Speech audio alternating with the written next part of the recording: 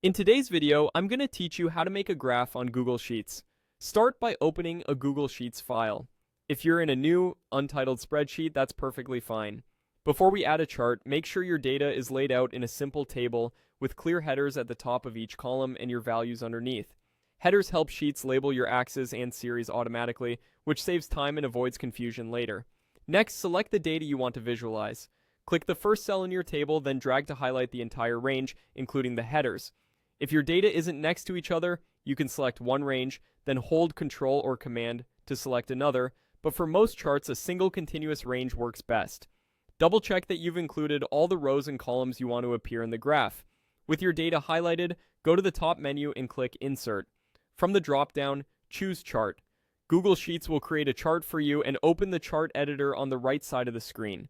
Sheets usually starts with a column chart, but you're not locked into that choice.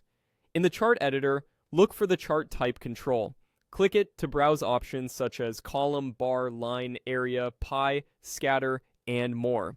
Pick the type that best matches your data story. For example, use a line chart for trends over time, a column or bar chart for comparing categories, and a pie chart only when you're showing parts of a whole that add up to 100%. Now, switch to the Customize tab in the chart editor to polish the look and improve readability. Update the chart title to something meaningful, adjust colors for contrast, and turn on data labels if you want values shown on the bars or lines. You can also format the legend, grid lines, and axis labels to make the chart easier to scan. If the chart doesn't look right, move back to the Setup tab.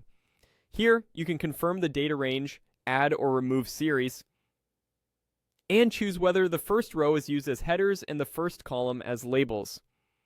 Click the Data Range field to edit the selection if you need to capture more rows or a different set of columns. This is also where you can switch between using rows or columns as series if the chart is flipped from what you expected. Once everything looks good, click off the chart to place it. You can always resize or move the chart on the sheet by dragging its edges.